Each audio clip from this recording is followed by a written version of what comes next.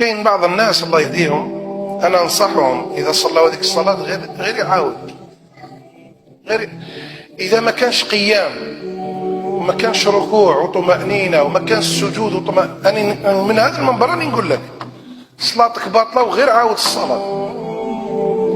شنو نلعبوا حنا هنا؟ انا نقصروا حنا هنا؟ انا نقرديو حنا نحكيو هنا؟ اعود الى كتب الفقه عند العلماء وتشوف قال من اركانها الطمأنينة والسكينة فيها. ما تقدرش حتى تمهل وانت راكع. الحمد لله. وش بيك وسر لك. ما تقدرش تقول سبحان ربي العظيم، سبحان ربي العظيم، سبحان ربي العظيم. ها بتوأدة وطمأنينة وراك تسلم، غير ما تخافش راك تسلم وتروح لبرا. ما مش راح يربطوك هنا يديروك السناسل، راك تخرج. وفي سجودها سبحان الله. وش بيك؟ ما الذي دهاك؟ ما خطبك؟ سبحان ربي الأعلى. اسكت. سبحان ربي الأعلى.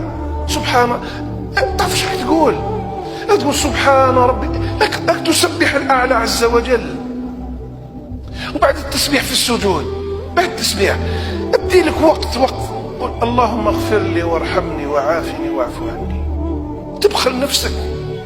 احنا ما عندناش هذه تحية الله زكية الله بالصلاة والسلام على المرسلين. ما عندناش هذه، ما عندناش. هذه استحدثها الناس بأهوائهم. احنا عندنا التحيات لله هكذا وصابرين عليها. التحيات لله، الطيبات الصلوات، السلام على النبي، السلام علينا وعلى عباد الله الصالحين. أشهد أن لا إله إلا الله. أنا أشهد أن لا إله إلا الله وأشهد أن محمدا عبده ورسوله. بالراحة.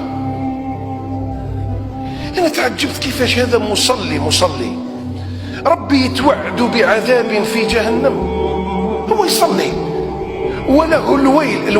العلماء قالوا واد في جهنم، يمشي في جهنم اسمه الويل. قال فويل، كيفاش هذا يصلي وعنده الويل؟ لماذا؟ قال فويل للمصلين. الله أكبر، يصلي وله الويل. معناه فويل للمصلين الذين هم عن صلاتهم ساهون. أصحاب العربية ومنكم نتعلم. قال الله تعالى فويل للمصلين الذين هم عن صلاتهم، ولم يقل في صلاتهم. لو كان قال في صلاتهم يا والله غير راح الداعي والمدعي راح ناكل فيه، ولكن قال عن صلاتهم. وانت تنوض تصلي وقت ما تحب، ودير لك دين وحدك، عندك شريعة وحدك، تلعب وتقصر وتلهى وبعدين تحب تنوض كيما تحب انت. يا خيرك يا ربي على الرجالة، ما شاء الله تبارك الله، كيما تحب انت. فويل للمصلين الذين هم عن صلاتهم ساهون. وقت ما يحب ينوض. بصح في الشريعة ماشي وقت ما يحب. في الشريعة إن الصلاة كانت على المؤمنين كتابا موقوتا بالوقت. والعلماء يقولوا الإنسان اللي يخرج الصلاة عن وقتها ويصلي صح يصليها في غير وقتها. مثال، أو أذن العصر ما ناس يصلي، وزاد مشى العصر ما ناس يصلي، ما عنده حتى عذر، لا عذر له. ما هو ناسي، ما هو نايم، لا عذر له. متعمد. وأذن المغرب، وكي أذن المغرب جا صلى المغرب ويدخل للداخل. أنا ما صليتش العصر كيف ندير. وعلاه ما صليتش العصر؟ كنت نقصر. يروح تكمل قصر، يروح كمل قصر، روح نقصان من عمرك. كلمة تاني نقصر أو ذا نقصان من عمره، روح كمل. وانت كيما تحب انت، ولا كيما يحب رب البرية. إن الصلاة كانت على المؤمنين كتابا موقوتا. نسألك بربك الكريم. هذو اللي يصليوا ويصلوا كيما يحبوا. واحد اخرين ما يصلوش خلاص، يقولوا لهم يوم القيامة، هذا القرآن، هذا ماهوش كلام رشيد يا ودي، نحن ما تحسبونيش خلاص، القرآن ما سلككم في سقر؟ سقر هذه جهنم، هذا من أسماواتها. قالوا ما سلككم في سقر؟ علاش راكم هنا؟ وراهي شعل بكم النار، ما سلككم في سقر؟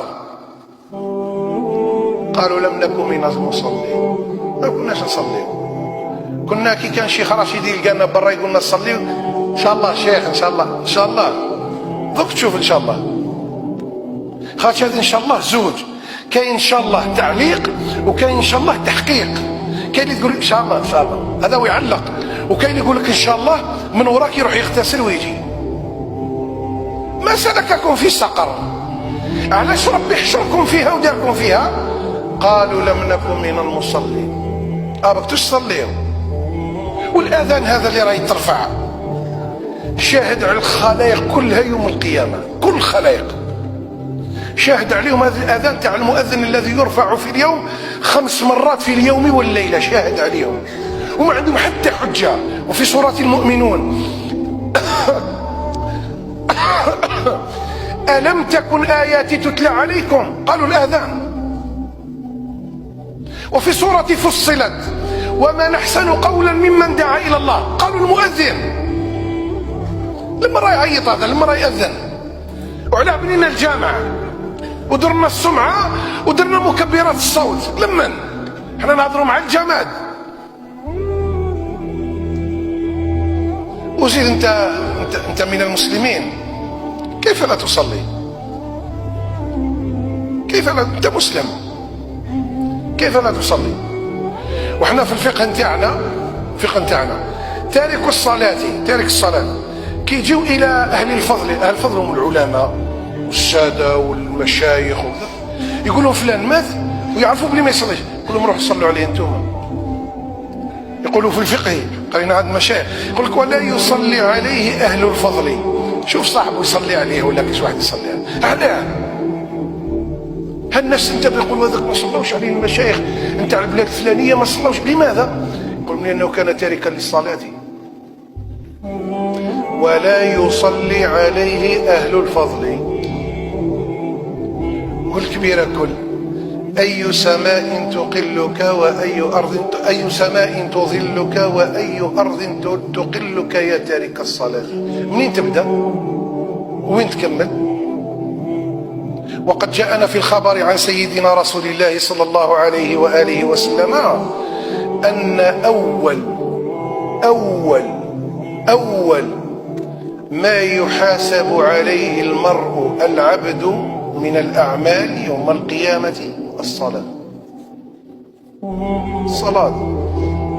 الصلاة دينك، برهانك، إيمانك، عقيدتك، إسلامك، شريعة الله عز وجل. الصلاة بينك وبين الله من قيام تكبير وقيام وركوع وسجود وأذكار وأدعية وتسليم.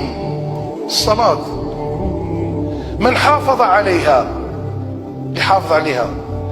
كان له عهد عند الله أنه يدخله الجنة، ومن لا يحافظ عليها ما عنده حتى وعد عند ربي أبدا.